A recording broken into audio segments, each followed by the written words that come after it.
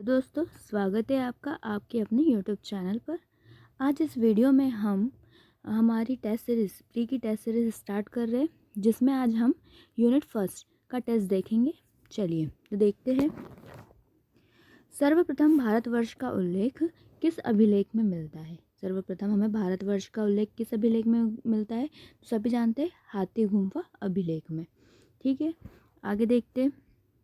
ऋग्वेद के किस मंडल में देवता सोम का उल्लेख है? ऋग्वेद के किस मंडल में देवता सोम का उल्लेख है? छठे मंडल में, सातवें मंडल में, नौवें मंडल में या 10वें मंडल में? तो इसका सही आंसर है हमारा 9वां मंडल। ठीक है, तो याद रखिएगा इसको। कौन से मंडल में? 9वें मंडल में। आगे देखते हैं, निम्नलिखित में से कौन सा वेद गद्य और पद्य दोनों में लिखा हुआ है? तो आप सभी जानते हैं कौन सा है वो, यजुर्वेद। कौन सा है? यजुर्वेद। और यजुर्वेद जो है इसकी दो शाखा है, कृष्ण यजुर्वेद और शुक्ल यजुर्वेद। इस बात को भी याद रखिएगा। सबसे प्राचीन वेद है आपका ऋग्वेद। ठीक है, आगे देखते हैं। वसुदेव कुटुम्बकम का उल्लेख किस उपनिषद में मिलता है? तो किस उपनिषद में मिलता है? मुंडुक्य उपनिषद में मिलता है, या मांडुक्य में मिलता है, या मध्य उपनिषद में मिलता है, या वृहद आरण्यक के उपनिषद में मिलता है? तो इसका सही आंसर है कि वसुदेव कुटुम्बकम का उल्लेख हमें मध्य उपनिषद में मिलता है। किस उपनिषद में? मध्य उपनिषद में। ठीक है, और यही हमारी इस बार G20 की क्या थी? थीम थी। तो इस बात को भी आप याद रखिएगा। आगे देखते हैं। गर्दभील वंश का संबंध मध्य प्रदेश के किस जिले से है? बालाघाट, जबलपुर, उज्जैन, ग्वालियर? तो इसका सही आंसर है उज्जैन। किस वंश किस जिले से संबंधित है? तो उज्जैन से संबंधित है। ठीक है, आगे देखते हैं। निम्नलिखित में से वेदांग का अंग नहीं है। वेदांग का अंग क्या नहीं है? तो शिक्षा, कल्प, व्याकरण, सूत्र। इनमें से वेदांग का अंग क्या नहीं है? तो आप सभी जानते हैं कि वेदांग की संख्या कितनी है? 6, जिसमें हमारा सूत्र वेदांग का अंग नहीं है। ठीक है, किस सूत्र साहित्य में रेखा गणित का जानकारी मिलती है हमको? रेखा गणित की जानकारी किस सूत्र साहित्य में मिलती है? तो स्रोत सूत्र, ग्रह सूत्र, धर्म सूत्र या शुल्ब सूत्र? तो इसका आंसर, सही आंसर है शुल्ब सूत्र। हड़प्पा कालीन स्थल चान्हो-जोदड़ो की खोज किसने की थी? SR राव ने, VV लाल ने, NG मजुमदार ने, या RC बिष्ट ने? सभी जानते हैं मजुमदार द्वारा हड़प्पा कालीन स्थल चान्हो-जोदड़ो की क्या की गई थी? खोज की गई थी। वत्स महाजनपद की राजधानी क्या है? तो कुशीनारा, मथुरा, कौशाम्बी, सोथिवती या सुक्तिमती भी इसको कहते हैं। तो आपका सही आंसर है सोथिवती या सुक्तिमती। मैत्रेय का संबंध बौद्ध धर्म की किस शाखा से है? तो आपके ऑप्शन है महायान, वज्रयान, हीनयान या इसमें से कोई नहीं। तो इसका क्या है सही आंसर? इसका सही आंसर है हमारा महायान से। ठीक है, मैत्रेय जिसको भविष्य का बोधिसत्व भी कहा जाता है। निम्नलिखित में से कौन सी पुस्तक अश्वघोष की नहीं है? तो ऑप्शन है हमारा बुद्ध चरित्र, शोधरानंद, सूत्र अलंकार, आर्यदेव। देखिए, बुद्ध चरित्र और शोधरानंद हमने तो सुना है, तो ये दोनों तो है। ठीक है, सूत्र अलंकार भी अश्वघोष की है, और जो आर्यदेव है वो नागा अर्जुन की है। किसकी है? नागा अर्जुन की। तो इस बात को भी आप याद रखिएगा। नागा अर्जुन, जिनको भारत का आइंस्टीन कहा जाता है। भारतीय दर्शन की 6 पद्धति या षड दर्शन में कौन शामिल नहीं है? तो इसके ऑप्शन है आपके सत्यार्थ प्रकाश, वैशेषिक दर्शन, महाभारत या उपनिषद। देखिए, क्वेश्चन है कौन शामिल है, ये बताना है आपको। ठीक है, कौन शामिल है, क्वेश्चन ध्यान से पढ़िएगा। ऐसी मिस्टेक हमसे एग्जाम में भी हो जाती है। ठीक है, तो षड दर्शन में कौन शामिल है? तो आप सभी जानते हैं सत्यार्थ प्रकाश दयानंद सरस्वती की पुस्तक उनके द्वारा रचित है। और महाभारत तो आप सभी जानते हैं, उपनिषद भी नहीं है। तो इसका आंसर क्या है? वैशेषिक। ठीक है, भारतीय दर्शन की सबसे पुरानी स्मृति कौन सी है? तो ये तो बताने की ज़रूरत ही नहीं है, मनुस्मृति। ठीक है, भारतीय संस्कृति के अंतर्गत रत का अर्थ क्या होता है? तो रत क्या है? तो रत हमेशा याद रखिएगा कि प्राकृतिक नियम को रत कहते हैं। किसको? प्राकृतिक नियम को। जो भी प्रकृति ने बनाए हैं वो सारे नियम ऋत या रत कहलाते हैं। ठीक है, तो इसका आंसर हमारा है ए, प्राकृतिक नियम। न्यायिक कार्य से संबंधित ऋग्वैदिक जनजातीय सभा का क्या नाम था? मतलब ऐसी कौन सी सभा थी जो न्यायिक कार्य करती थी? ठीक है, तो क्या वो सभा थी? ऑप्शन है आपका सभा, समिति, विदत या उपरोक्त सभी। ठीक है, तो जब भी हम उपरोक्त सभी देखते हैं तो हम लगा देते हैं उपरोक्त सभी, पर ऐसा नहीं करना है। यहाँ हमारा आंसर है सभा। जो सभा ऋग्वैदिक कालीन एक संस्था है जो न्यायिक कार्य करती थी। इसमें बैठने वाली महिलाओं को सभावती कहते थे। इस बात को आप याद रखिएगा। किस वेद में सभा समिति को प्रजापति की 2 पुत्रियां कहा है? ठीक है, तो इस बात को भी याद रखिएगा कि सभा समिति को प्रजापति की 2 पुत्रियां किस वेद में कहा है। तो इसके ऑप्शन है ऋग्वेद, अथर्ववेद, सामवेद, यजुर्वेद। तो इसका आंसर क्या है हमारा? अथर्ववेद। किसमें? अथर्ववेद में। बौद्ध काल में कितने गणतंत्र का उल्लेख मिलता है? तो बौद्ध काल में हमें कितने गणतंत्र का उल्लेख मिलता है? ऑप्शन 8, 9, 10, 11। तो इसका सही आंसर है हमारा 10। कितने? 10 गणतंत्र का हमको उल्लेख मिलता है। नेक्स्ट क्वेश्चन देखते हैं अब हम। नेक्स्ट क्वेश्चन है, प्राचीन भारतीय दर्शन के अनुसार पुरुषार्थ या जीवन के 4 उद्देश्य में कौन शामिल नहीं है? तो आप सभी जानते हैं पुरुषार्थ में क्या है हमारा? धर्म, अर्थ, काम, मोक्ष। धर्म, अर्थ, काम और मोक्ष। तो इसमें कौन नहीं है? तो इसमें यश नहीं है। आगे देखेंगे, वृषभ कौन से जैन तीर्थंकर का प्रतीक चिन्ह है? ठीक है, तो आपको सारे जितने भी हमारे तीर्थंकर हैं उनके प्रतीक चिन्ह याद कर लेना है। ठीक है, तो इस पर भी हम ज़रूर एक वीडियो बनाएंगे। अभी हम देखते हैं जो वृषभ है वो किन जैन तीर्थंकर के प्रतीक चिन्ह है? तो वो हमारे ऋषभ देव का है। किसका है? ऋषभ देव का। आगे देखते, जैन धर्म के अनंत चतुष्टय की संकल्पना में क्या शामिल नहीं है? तो जैन धर्म का एक सिद्धांत है अनंत चतुष्टय, जिसमें क्या शामिल नहीं है हमको ये बताना है। तो इसके ऑप्शन है अनंत ज्ञान, अनंत दृष्टि, अनंत वीर, अनंत सुख। इसमें क्या शामिल नहीं है? अनंत दृष्टि। इस बात को याद रखिएगा, अनंत दृष्टि। ये क्वेश्चन आपके लिए हो सकता है नया हो। द्वितीय बौद्ध संगति की अध्यक्षता किसने की थी? द्वितीय बौद्ध संगति की अध्यक्षता किसने की थी? तो द्वितीय बौद्ध संगति की अध्यक्षता की थी हमारे साप कामी ने। ठीक है, साप कमीर भी मिलता है कहीं कहीं, साप कामी ने की थी। अब आपको कमेंट में ये बताना है कि द्वितीय बौद्ध संगति का आयोजन कहाँ और किस शासक के समय हुआ था। ठीक है, अशोक के किस अभिलेख में बौद्ध धर्म के 3 रत्नों का उल्लेख मिलता है हमको? ठीक है, तो बताइए कौन से अभिलेख ऐसा है जिसमें बौद्ध धर्म के 3 रत्नों का उल्लेख मिलता है?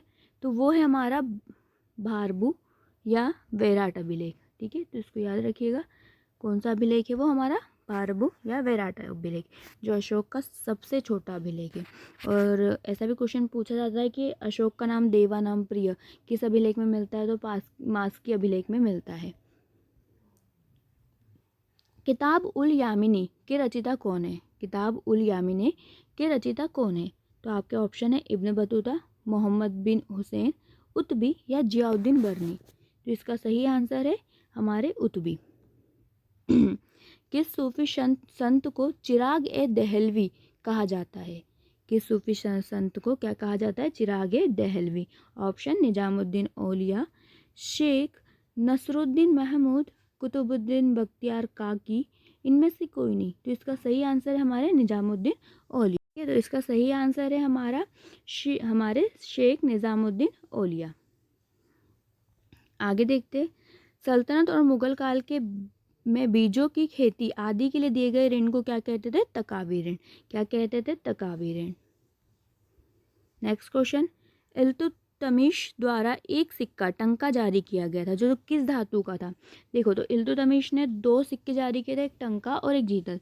जो टंका था वो हमारा चांदी का था और जो हमारा जीतल था वो हमारा तांबे का था। ठीक है, तो ये दोनों बात को याद रखिएगा, टंका चांदी, जीतल तांबे का। और जो टंका था वह शुद्ध इस्लामिक शैली में निर्मित था। ठीक है, तो शुद्ध इस्लामिक शैली में जारी पहला चांदी का सिक्का तो टंका था। ठीक है, तो टंका किस धातु से निर्मित था? तो चांदी से। आगे देखते, निम्नलिखित में से वैदिक साहित्य का सही क्रम कौन सा है? कि सबसे पहले कौन सा साहित्य लिखा गया है? तो सबसे पहले सभी जानते हैं कि पहले वैदिक संहिता लिखी गई है, फिर उसके बाद हमारे ब्राह्मण लिखे हुए हैं, फिर आरण्यक, फिर उपनिषद। तो सही ऑप्शन है हमारा ऑप्शन नंबर बी। आगे, निम्नलिखित में से कौन सा स्थल किलाबंद और खाई से घिरा हुआ है? कौन सा स्थल जो किलाबंद है और क्या है, खाइयों से घिरा हुआ है? इसके ऑप्शन है आपके दयामाबाद, सोनगांव, इनामगांव, चांदोली। सभी महाराष्ट्र में है, तो इसमें से आपका है सी आंसर सही है आपका इनामगांव, जो क्या है किलाबंद और खाइयों से घिरा हुआ है। अब हमको सूची मिलानी है, ठीक है। तो देखते हैं हम, जो रंगपुर है वो कहाँ पर है, किस राज्य में स्थित है रंगपुर? बताइए। तो रंगपुर किस राज्य में है? रंगपुर है हमारा गुजरात में।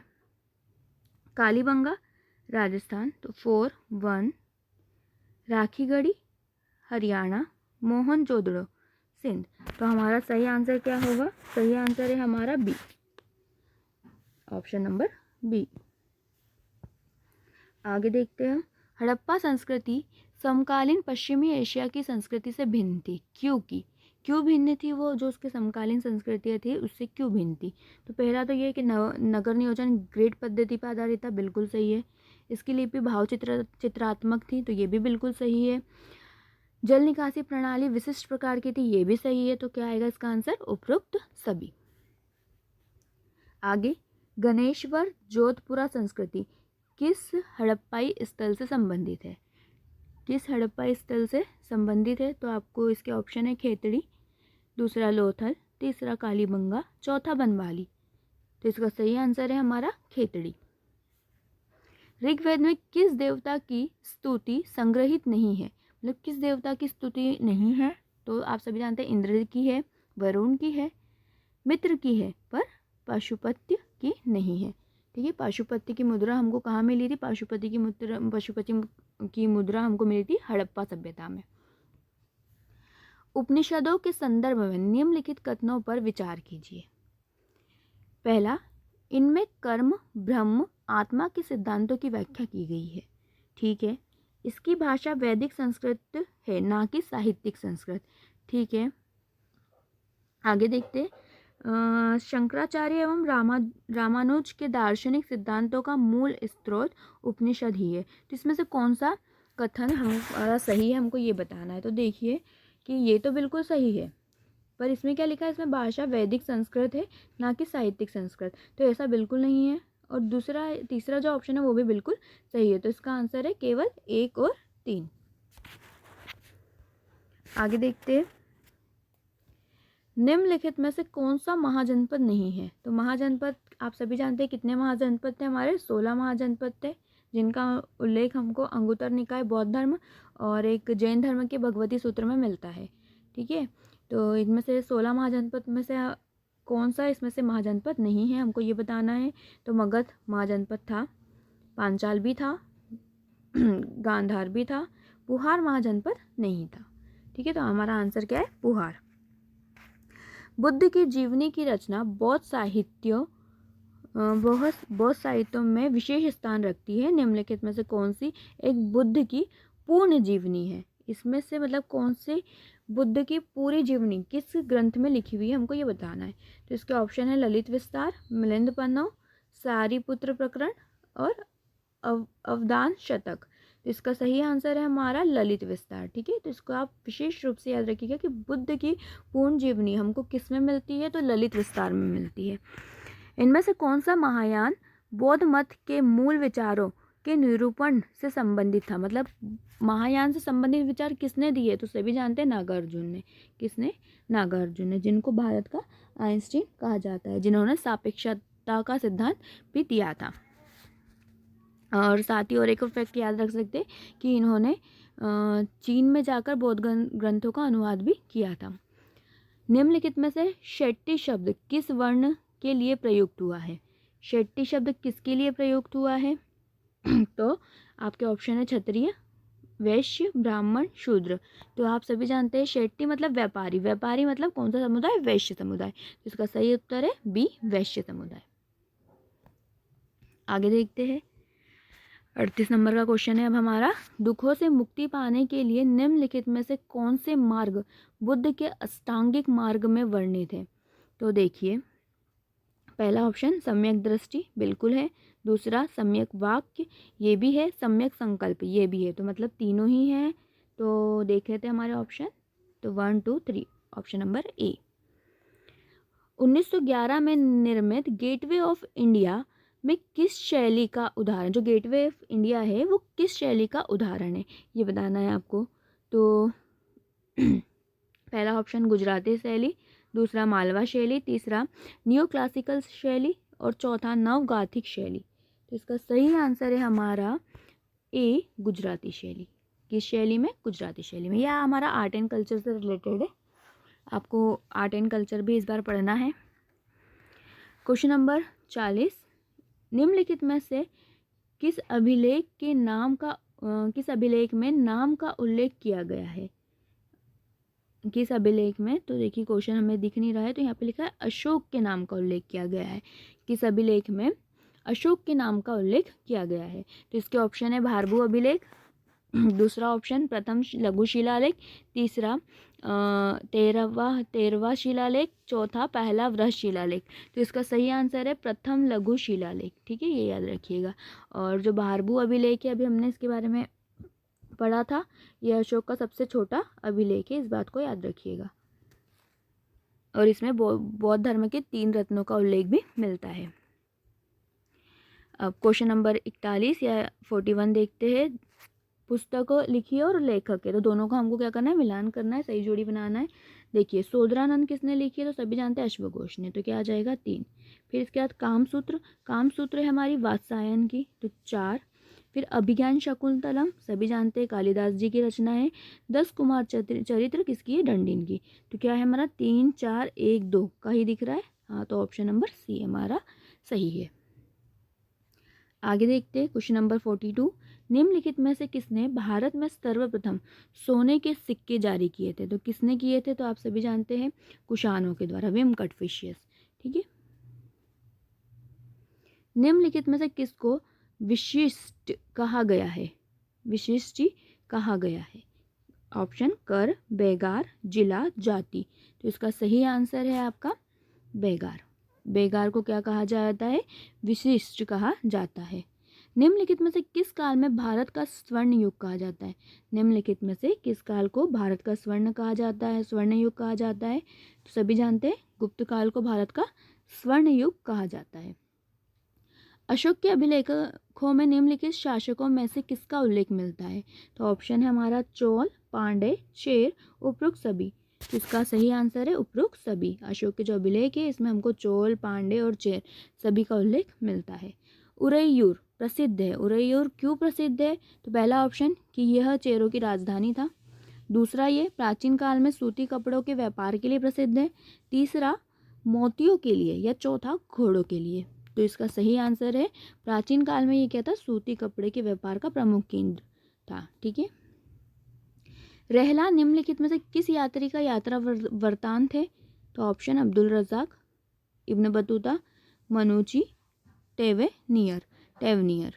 ठीक है, तो इसका सही आंसर है इब्न बतूता। कौन? Ibn Battuta. इब्न बतूता किसके समय आया था? तो इब्न बतूता आया था 1333 में हमारे मोहम्मद बिन तुगलक के समय। मोहम्मद बिन तुगलक के समय आया था। ठीक है, कहाँ का यात्री था? तो यह मोरक्को। ठीक है, इस बात को भी याद, मोरक्को का यात्री था। अरब व्यापारी सुलेमान ने किस राज्य दिख नहीं रहा है वैसे क्वेश्चन कि किस राज्य को सुलेमानिया कहा है? ठीक है, तो इसका सही आंसर है हमारा पाल। ठीक है, तो याद रखिएगा इसको। आगे, प्रतिहार राजवंश का वास्तविक संस्थापक कौन था? प्रतिहार राजवंश का वास्तविक संस्थापक कौन था? तो ऑप्शन पहला ऑप्शन हमारा भोज परमार, तो नहीं, बिल्कुल नहीं। फिर हमारा दूसरा ऑप्शन नागभट्ट प्रथम है, फिर तीसरा ऑप्शन हमारा महेंद्रपाल और चौथा ध्रुव। तो इसका सही आंसर है नागभट्ट प्रथम। ठीक है, जो प्रतिहार राजवंश का वास्तविक संस्थापक है।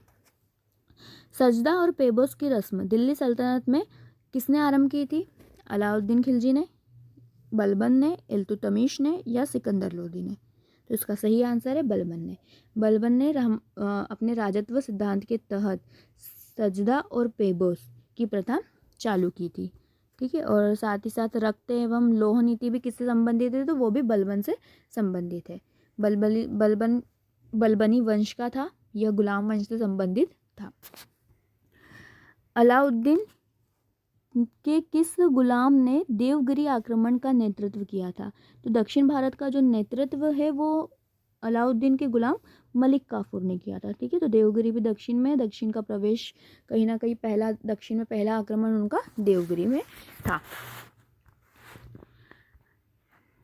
निम्नलिखित में से किस बहमनी सुल्तान ने राजधानी गुलबर्ग से बीदर को स्थानांतरित किया, किस सुल्तान ने राजधानी गुलबर्ग से गुलबर्ग से बीदर में स्थानांतरित की थी। ऑप्शन फिरोज शाह बहमनी, हसन गंगू, अहमद शाह बहमनी, महमूद गवान। तो इसका सही आंसर है हमारा अहमद शाह बहमनी। क्या है? अहमद शाह बहमनी। फिर अब सही विकल्प हमको बनाना है, सही जोड़ी फिर से बनाना है कि मत दिए हुए और उधर आचार्य दिए हुए, तो कौन सा मत किस आचार्य संबंधित नहीं है ये बताना है हमको, कौन सा सही सुमेलित नहीं है। तो देखो, द्वैतवाद माधवाचार्य ने दिया है, बिल्कुल सही है। विशिष्टाद्वैतवाद रामानुज ने दिया है, ये भी सही है। शुद्धाद्वैत वल्लभाचार्य ने दिया है, ये भी सही है। तो फिर हमारा कौन सा ऑप्शन गलत है? द्वैताद्वैतवाद विष्णु स्वामी ने दिया है, तो बिल्कुल नहीं, ये दिया है निम्बकाचार्य ने। आगे देखते, पानीपत की लड़ाई, पानीपत की लड़ाई मतलब हमको सही जोड़ी बनाना है। तो देखो, पानीपत की लड़ाई कब हुई थी? 1526 में। ठीक है। खानवा की लड़ाई 1527 में। चौसा की लड़ाई हुई थी हमारी, कब हुई थी? 1539 में। और कन्नौज की लड़ाई हुई थी 1540 में। तो आपका सही ऑप्शन है ऑप्शन नंबर बी। आगे देखते हैं क्वेश्चन नंबर 55। निम्नलिखित कथन पर विचार कीजिए। किसानों से इतनी अधिक उगाई की जाती थी कि उनके पास पेट भरने के लिए भी मुश्किल से सूखी रोटी बचती थी। मुगल साम्राज्य में किसानों की दशा के बारे में उपयुक्त कथन किस यूरोपीय यात्री ने कहा है? आपको ये बताना है। यह आपके लिए नया क्वेश्चन होगा, पर कथन कारण वाले क्वेश्चन आजकल एमपीपीएससी पूछ रहा है, तो इसे देख लीजिएगा। पहला ऑप्शन है फ्रांसिस्को पेल्सर्ट, फ्रैंकोइस बर्नियर, जिया बेपिस्ट ट्रेवेनियर, निकोलाओ मैनोची। ठीक है। तो इसका सही आंसर है फ्रांसिस्को पेल्सर्ट। ठीक है, पेल्सर्ट। निम्नलिखित में से किस मुगल शासक ने दुअस्पा और सिंहस्पा पद्धति प्रारंभ की थी? आपको ये बताना है किसने दुअस्पा और सिंहस्पा पद्धति को लागू किया मनसबदारी व्यवस्था में। देखो, मनसबदारी व्यवस्था हमारे अकबर के समय से प्रारंभ हो गई थी, जिसमें सिंहस्पा और दुअस्पा किसने जोड़ी? तो जहांगीर ने जोड़ी। ठीक है, इस बात को आप याद रखिएगा। आगे क्वेश्चन नंबर 57। सिक्कों पर टकसाल का नाम लिखवाने एवं अपनी छवि अंकित कराने की प्रथा किसने शुरू की थी? किस शासक ने सिक्कों पर क्या किया था? टकसाल का नाम और अपनी छवि को अंकित कराया था? तो ऑप्शन है आपका शेर शाह, दूसरा अकबर, तीसरा जहांगीर और चौथा आदिल शाह। इसमें आपका सही आंसर है जहांगीर। ठीक है। और ये भी याद रखिएगा कि इन्होंने हाथ में शराब का प्याला लिए जो नूरजहाँ का चित्र है वो भी अंकित कराया था सिक्कों पर। सहायक संधि स्वीकार करने वाले राज्यों का सही क्रम कौन सा है? ठीक है। तो पहली बात तो ये कि सहायक संधि किस वाइसराय या गवर्नर के समय आई थी? तो वो था हमारा लॉर्ड वेलिजेली। पहली बात तो ये कि लॉर्ड वेलिजेली से संबंधित है क्या? सहायक संधि। और सबसे पहले इसको किसने स्वीकार किया था? तो सबसे पहले इसको स्वीकार किया था हैदराबाद ने। किसने? हैदराबाद ने। उसके बाद मैसूर, तंजौर, अवध। ठीक है। तो आंसर है आपका डी, हैदराबाद, मैसूर, तंजौर, अवध। अब आगे देखते हैं कि 1857 की क्रांति में जो कौन से क्षेत्र से किसने नेतृत्व किया था? आपको जोड़ी मिलानी है। तो बेगम हजरत महल सभी जानते हैं, ये लखनऊ से कर रही थी। कुंवर सिंह बिहार जगदीशपुर से। मौलवी अहमदुल्ला यह कर रहे थे आपके फैज़ाबाद से। कहाँ से? फैज़ाबाद से। और इसके बाद है आपके खान बहादुर खान, वो कर रहे थे आपके बरेली से। कहाँ से? बरेली से। तो ऑप्शन नंबर हमारा सी सही आंसर है। कोल विद्रोह का नेतृत्व किसने किया था? ठीक है। तो कोल विद्रोह का नेतृत्व किसने किया था? तो पहला ऑप्शन बुद्धो भगत, दूसरा बिरसा मुंडा, तीसरा कान्हू, चौथा दिगंबर। तो इसका सही आंसर है बुद्धो भगत। 61 नंबर का क्वेश्चन देखते हैं। धर्म ना पुस्तकों में है, ना बौद्धिक विकास में, और ना ही तर्क में। तर्क, सिद्धांत, पुस्तकें, क्रियाएं आदि केवल धर्म में सहायक है। धर्म इटसेल्फ कंसिस्ट रियलाइजेशन। ठीक है, तो उपरोक्त कथन किसने कहा है? तो यह कहा है हमारे स्वामी विवेकानंद जी ने। ठीक है, तो इसको याद रखिएगा। किस वायसराय के शासनकाल में वर्नाकुलर प्रेस एक्ट आया था? ठीक है, वर्नाकुलर प्रेस एक्ट मतलब जिसमें प्रेस पर विभिन्न प्रकार के प्रतिबंध लगाए थे। तो देखो, रिपन ने तो नहीं लगाए थे, इन्होंने हटाए थे। डफरिन भी ने भी नहीं लगाए थे, नॉर्थ बुर्ग ने भी नहीं लगाए थे। तो किसने लगाए थे? लॉर्ड लिटन ने। जेम्स अगस्टस हिक्की को अन्य किस नाम से जाना जाता है? तो सभी जानते हैं कि जेम्स अगस्टस हिक्की के द्वारा भारत में पहली बार समाचार पत्र संपादित किया गया था, तो इसलिए इन्हें भारतीय प्रेस के पिता के रूप में जाना जाता है। बंगाल गजट जिसका नाम था। वर्ष 1940 में विनोबा भावे ने व्यक्तिगत सत्याग्रह कहाँ से प्रारंभ किया गया? इसके ऑप्शन है वायनाड केरल, खेड़ा गुजरात, सौराष्ट्र गुजरात, पवनार महाराष्ट्र। तो आप सभी जानते हैं कि 1940 में व्यक्तिगत सत्याग्रह प्रारंभ किया गया, जिसके पहले सत्याग्रही थे हमारे विनोबा भावे। तो वो कहाँ से थे आपको ये बताना है। तो वो थे पवनार महाराष्ट्र से, यही उनका आश्रम था। ठीक है, और दूसरे सत्याग्रही कौन थे? तो जवाहरलाल नेहरू थे। कांग्रेस के कराची अधिवेशन में मौलिक अधिकार तथा राष्ट्रीय आर्थिक नीति पर प्रस्ताव पारित किया गया। कराची अधिवेशन की अध्यक्षता किसने की थी? तो कराची अधिवेशन हुआ था 1931 में। ठीक है, तो इसमें जो मौलिक अधिकार है इसका मसौदा रखा था जवाहरलाल नेहरू के द्वारा, जवाहरलाल नेहरू के द्वारा। तो देखो, इन्होंने तो रखा था, तो मतलब इन्होंने अध्यक्षता नहीं की थी। सुभाष चंद्र बोस ने की थी 1938 और 1939 हमारा त्रिपुरी और हीरापुर अधिवेशन में, तो ये भी नहीं है। इसके बाद आज़ादी के समय अबुल कलाम आज़ाद थे, तो फिर कौन है? तो हमारा सही आंसर है सरदार वल्लभ भाई पटेल, जिन्होंने कराची अधिवेशन की क्या की थी? अध्यक्षता की थी। बाल गंगाधर तिलक को लोकमान्य की उपाधि कब दी गई? तो इसके ऑप्शन है होम रूल आंदोलन के दौरान, दूसरा स्वदेशी आंदोलन के दौरान, तीसरा बंगाल विभाजन के विरोध पर, या चौथा 1897 में जेल जाने पर। तो इसका सही आंसर है 1897 में, जब वो जेल गए, जब उनको लोकमान्य की उपाधि दी गई। सर्वेंट ऑफ इंडियन सोसाइटी निम्नलिखित में से किससे संबंधित है? तो सर्वेंट ऑफ इंडियन सोसाइटी का गठन हुआ था 1905 में। किसके द्वारा हुआ था? तो वो हुआ था गोपाल कृष्ण गोखले के द्वारा। इस बात को याद रखिएगा। भारतीय राष्ट्रीय कांग्रेस ने पूर्ण स्वराज का प्रस्ताव कब पारित किया गया? कब पारित किया? तो नेहरू कमेटी कब बनी थी? हमारी नेहरू कमेटी बनी थी 1928 में। ठीक है, जब मोतीलाल नेहरू ने इसकी अध्यक्षता की थी।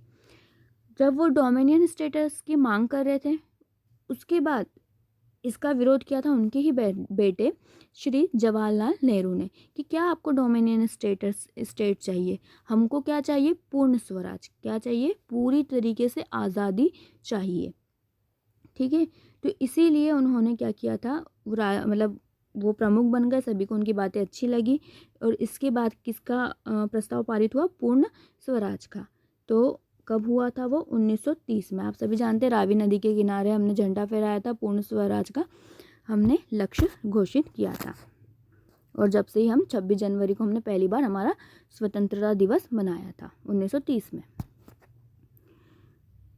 प्रमथनाथ मित्र, बाघा जतीन, भूपेंद्र नाथ दत्त का संबंध किस क्रांतिकारी संस्था से था? तो ये बताना है आपको। इसके ऑप्शन है अभिनव भारत, दूसरा मित्र मेला, तीसरा अनुशीलन समिति, चौथा हिंदुस्तान रिपब्लिक एसोसिएशन। तो इसका सही आंसर है अनुशीलन समिति। क्या है इसका सही आंसर? अनुशीलन समिति। 70 नंबर का क्वेश्चन है, महात्मा गांधी ने पहली बार भारतीय राष्ट्रीय कांग्रेस के किस अधिवेशन में भाग लिया? देखो, अध्यक्षता की वो अलग है, पर इसमें क्या पूछा है कि किस अधिवेशन में भाग लिया है उन्होंने। ठीक है, तो देखिए, तो सभी जानते हैं कि जो महात्मा गांधी है वो कब भारत आए थे? वो भारत आए थे 1915 में। ठीक है, तो 15 में जब वो आए तो उन्होंने 16 में ही लखनऊ अधिवेशन में क्या किया था, भाग लिया था। 71 का क्वेश्चन, किसने 1935 के भारत सरकार अधिनियम को दास्ता का चार्टर कहा है? इसके ऑप्शन है सी आर दास, डी मोतीलाल नेहरू, सी जवाहरलाल नेहरू, डी सरोजनी नायडू। तो इसका सही आंसर है जवाहरलाल नेहरू। क्रिप्स मिशन किस वर्ष भारत पहुंचा था? क्रिप्स मिशन भारत कब आया? 1942 में, 1943 में, 1946 या 1941 में? तो इसका सही आंसर है 1942 को। सूरत विभाजन, फिर से सही जोड़ी में लाना है। देखिए सूरत विभाजन कब हुआ, सभी जानते हैं 1907 में। चोरा चोरी कांड कब हुआ? तो 1922। सांप्रदायिक पंचाट जो मैकडोनल्ड के द्वारा घोषित किया गया था 1932 में। पूर्ण स्वराज का संकल्प अभी देखा हमने 1929 में। ठीक है, तो हमारा सही आंसर है 4, 1, 2, 3, मतलब ऑप्शन नंबर बी सही है। अब नेक्स्ट देखते, ताशकंद समझौता कब हुआ था? तो ताशकंद समझौता, इसके ऑप्शन है 10-11 जनवरी 1966 में, 15-16 जनवरी 1966 में, 4-5 जनवरी 1966 में, या 20 से 25 जनवरी 1966 में। तो ये बात तो क्लियर है कि ताशकंद समझौता 1966 जनवरी में हुआ था, पर तारीख हम डेट याद नहीं रखते, तो हमको याद रखनी है डेट भी 10-11 जनवरी 1966 को। ठीक है, अब इसके आगे नेक्स्ट क्वेश्चन है हमारा 75 नंबर का, कि राज्य पुनर्गठन आयोग के सदस्य कौन कौन थे? तो सभी जानते हैं कि पुनर्गठन आयोग के अध्यक्ष थे हमारे फजल अली क्या थे, इसके अध्यक्ष थे। और इनके अलावा 2 और सदस्य थे, जिसमें थे हृदयनाथ कंजरू और के एम पणिक्कर। हृदयनाथ कंजरू और के एम पणिक्कर, तो कहाँ दिख रहे हैं हमको ये तीनों लोग? फजल अली, के एम पणिक्कर, हृदयनाथ कंजरू। तो हमारा ऑप्शन नंबर डी बिल्कुल सही है। 76 देखते हैं अब, भारत में पहला परमाणु परीक्षण मई 74 में किया था, 1974 में, बिल्कुल सही है। पहला परमाणु परीक्षण का कोड था स्माइलिंग बुद्धा, ये भी सही है। द्वितीय परमाणु परीक्षण हमने किया था 1998 में। ठीक है, इसका कोड था शक्ति 98। क्या था?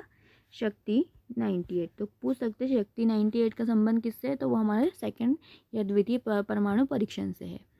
ठीक है, तो मतलब तीनों ऑप्शन सही है, तो उपरोक्त सभी। स्वामी विवेकानंद जी ने कब शिकागो में प्रसिद्ध अभिभाषण दिया था?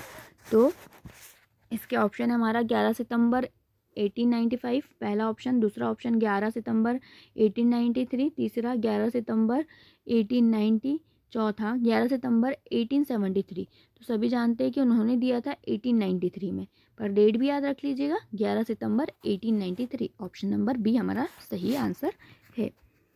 78 में का जो क्वेश्चन है उसमें लिखा है जूनागढ़, भोपाल, हैदराबाद, त्रावणकोर और जम्मू कश्मीर, इनका जो विलय है उसका हमको सही क्रम बताना है कि पहले किसका हुआ, फिर किसका, फिर किसका। तो इसका सही क्रम है कि पहले हुआ था त्रावणकोर का, किसका? त्रावणकोर का, फिर हुआ जम्मू कश्मीर, ठीक है, फिर इसके बाद जूनागढ़, जूनागढ़ के बाद हैदराबाद, हैदराबाद के बाद लास्ट भोपाल, भोपाल का हुआ था 1949 में। ठीक है, ये बात याद रखिएगा। जम्मू कश्मीर का और त्रावणकोर का तो 47 में ही हो गया था। ठीक है, हैदराबाद और जूनागढ़ का 48 में हुआ था, 1948। ठीक है, तो हमारा इसका सही आंसर है ऑप्शन नंबर ए। लाल बाल पाल त्रिगुट में कौन कांग्रेस अधिवेशन के अध्यक्ष रहे? सभी जानते हैं कि एकमात्र लाला लाजपत राय ने ही कांग्रेस के अधिवेशन की अध्यक्षता की थी। ठीक है, तो लाल बाल पाल त्रिगुट में से सिर्फ और सिर्फ लाला लाजपत राय ही कांग्रेस के अधिवेशन के अध्यक्ष रहे थे। नेक्स्ट क्वेश्चन, आज़ाद हिंद फौज के संबंधित प्रसिद्ध लाल किला मुकदमा किस वर्ष हुआ था या कब हुआ था? ऑप्शन 1948, दूसरा ऑप्शन 1945, फिर 1947 या 1946। तो इसका सही आंसर है 1945 को। क्या हुआ था? लाल किला मुकदमा हुआ था। पावना विद्रोह का संबंध किस राज्य या किस क्षेत्र से है? तो बंगाल से है या मैसूर से है या मुंबई से है या ओडिशा से है? तो इसका सही आंसर है हमारा बंगाल से। किससे? बंगाल से। ठीक है, तो यहाँ के जो किसान हैं उन्होंने घोषित किया था कि हम रानी की रैयत होना चाहते हैं। इस समय उन्होंने ये नारा दिया था या उनका कथन था। तो ये क्वेश्चन भी आ सकता है कि हम सिर्फ और सिर्फ महारानी की रैयत होना चाहते हैं। ये किस विद्रोह से संबंधित है? तो ये पवनार विद्रोह से संबंधित है। 1970 में स्थापित वीमेंस इंडिया एसोसिएशन की स्थापना कहाँ की गई? किस राज्य में या किस जगह पर की गई? तो पहला ऑप्शन है हमारा मुंबई, दूसरा मद्रास, तीसरा कोलकाता, चौथा नासिक। तो इसका सही आंसर है मद्रास। ठीक है, तो याद रखिएगा वीमेंस इंडिया एसोसिएशन की स्थापना भी मद्रास में हुई थी। 83 नंबर का क्वेश्चन, निम्नलिखित में से कौन भारत छोड़ो आंदोलन के समय खुफिया कांग्रेस रेडियो चलाने के कारण पूरे देश में विख्यात हुए? कौन हुए? पहला ऑप्शन लीलाधर, दूसरा रमाबाई, तीसरा सुचिता कृपलानी, चौथा उषा मेहता। तो सभी जानते हैं हमारा answer number D Usha Mehta.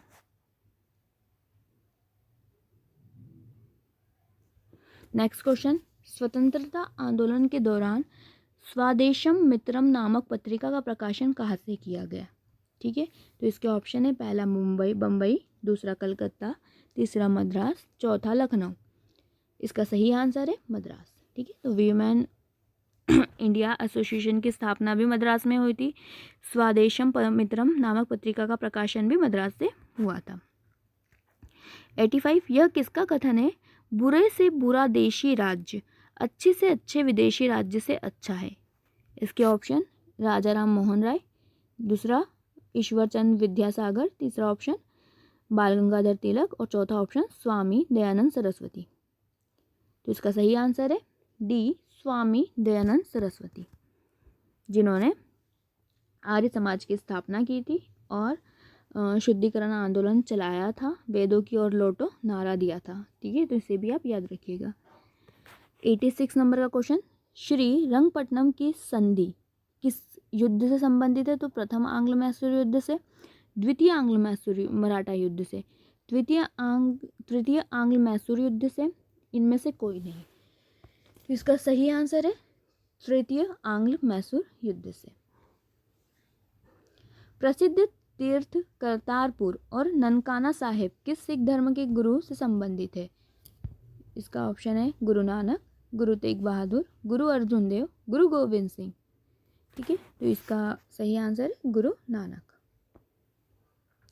सबसे अधिक निर्णायक युद्ध जिसमें अंग्रेजों के भारत में प्रभुत्व को संस्थापित किया गया, ऐसा निर्णायक युद्ध कौन सा था जिसने अंग्रेजों के प्रभुत्व को स्थापित कर दिया भारत में? तो हम दो ऑप्शन में कंफ्यूज हो जाएंगे, एक प्लासी और एक बक्सर। तो इसमें से आपको कभी भी ऐसा क्वेश्चन आए तो आपको लगाना है बक्सर का युद्ध। कौन सा युद्ध? बक्सर का युद्ध।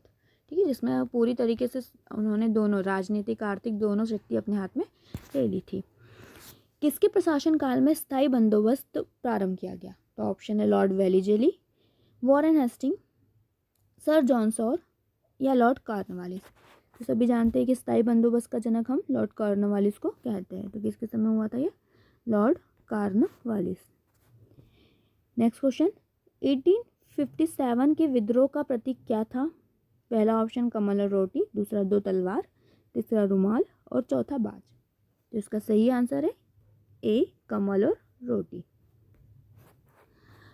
1857 में निम्नलिखित क्रांतिकारियों में किसका वास्तविक नाम रामचंद्र पांडुरंग था?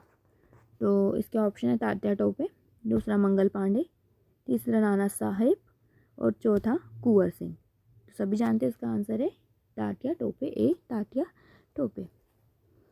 92 नंबर का क्वेश्चन, जिसमें आपको संस्थाएं और उसके संस्थापक में कौन सा युग्म गलत है ये बताना है। ठीक है, तो चलिए देखते हैं। परमहंस मंडली दादोबा पांडुरंग, ठीक है। फिर तत्वबोधिनी सभा देवेंद्रनाथ ठाकुर, बिल्कुल ठीक है। प्रार्थना समाज आत्मारंग पांडुरंग, ये भी सही है। तो ये तीनों सही है। तो कौन सा गलत होगा? हमारा क्वेश्चन जो हमारा ऑप्शन नंबर डी है वही होगा। तो देख लेते हैं, शारदा सदन लेडी सदाशिव अय्यर। तो इसका सही आंसर डी। 93 क्वेश्चन नंबर, निम्न में से भारतीय राष्ट्रीय कांग्रेस के किस अधिवेशन में बाल गंगाधर तिलक ने अभिव्यक्त किया था कि स्वराज मेरा जन्मसिद्ध अधिकार है, मैं इसे लेकर रहूंगा। तो पहली बात तो ये कथन किसका है ये भी पूछा जाता है, तो ये कथन बाल गंगाधर तिलक का है। उन्होंने किस अधिवेशन में बोला था, तो इसके ऑप्शन है आपके लखनऊ अधिवेशन में, बनारस अधिवेशन में, कलकत्ता अधिवेशन में या सूरत अधिवेशन में। तो इसका सही आंसर है हमारे लखनऊ अधिवेशन में। कब बोला था उन्होंने, लखनऊ अधिवेशन में बोला था। क्या बोला था, स्वराज मेरा जन्मसिद्ध अधिकार है, मैं इसको लेकर रहूंगा। और इस समय जो उग्र और उदारवादियों, लखनऊ अधिवेशन में उग्र और उदारवादियों के बीच क्या हो जाता है, लखनऊ समझौता हो जाता है।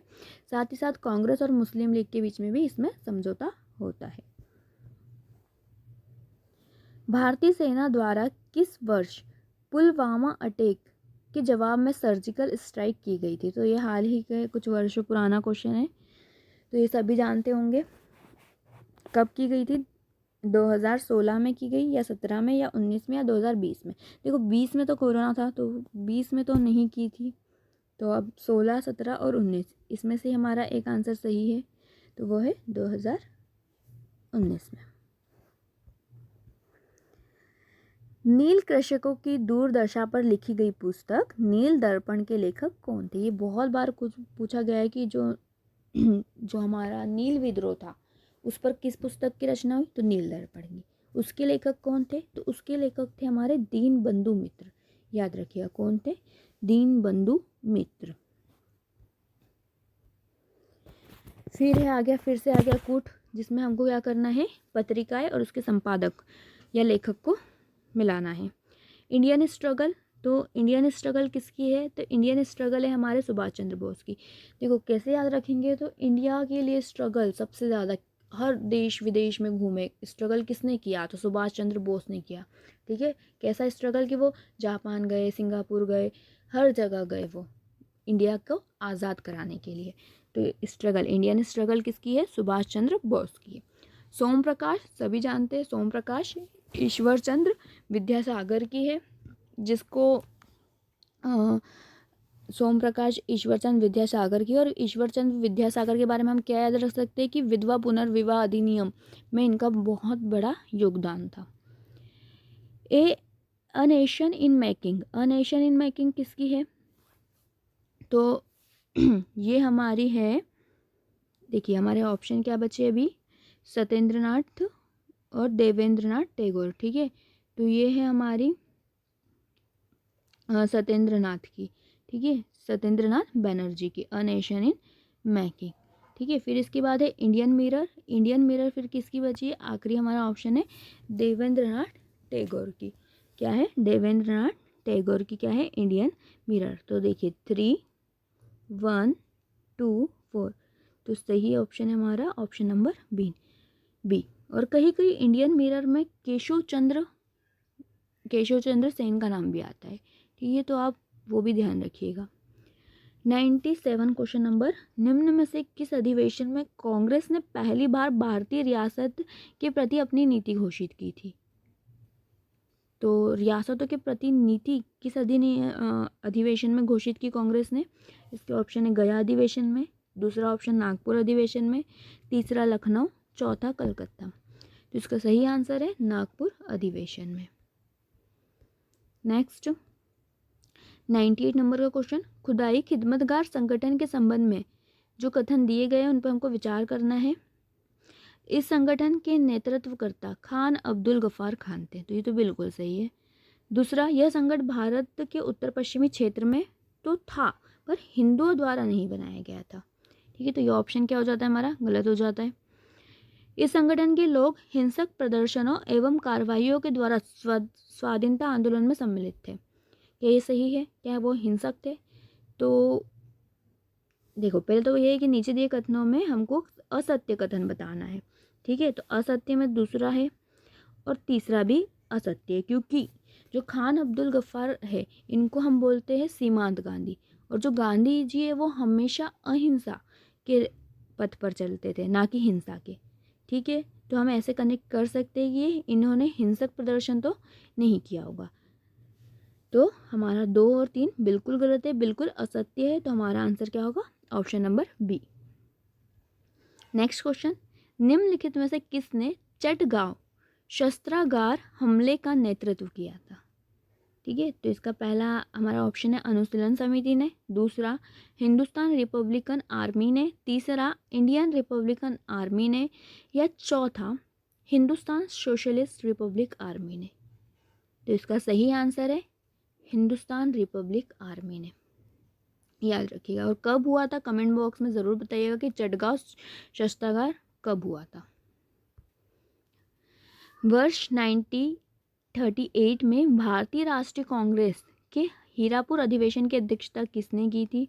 ये शायद मैं पहले भी बता चुकी हूँ कि हीरापुर और त्रिपुरी दोनों के समय कौन चुने गए थे? तो सुभाष चंद्र बोस जी चुने गए थे। त्रिपुरा अधिवेशन में सुभाष चंद्र बोस ने बाद में त्यागपत्र दे दिया था। उसके बाद उसकी अध्यक्षता की थी हमारे राजेंद्र प्रसाद जी ने। ठीक है, तो ये हो गए हमारे 100 क्वेश्चन पूरे कंप्लीट हो गए हैं। हमारा यूनिट फर्स्ट का पूरा टेस्ट कंप्लीट हो गया है। अब हम नेक्स्ट हमारा यूनिट 2 का टेस्ट देखेंगे हमारे नेक्स्ट वीडियो में। अगर आपको ये वीडियो अच्छी लगी हो तो प्लीज़ इसको लाइक, सब्सक्राइब और ज़्यादा से ज़्यादा शेयर कीजिएगा। जितने ज़्यादा आप शेयर करेंगे तो हमारा मोटिवेशन बना रहेगा और हम वीडियो बनाते रहेंगे। चलिए, तो मिलते हैं हम नेक्स्ट वीडियो में। जब तक के लिए धन्यवाद।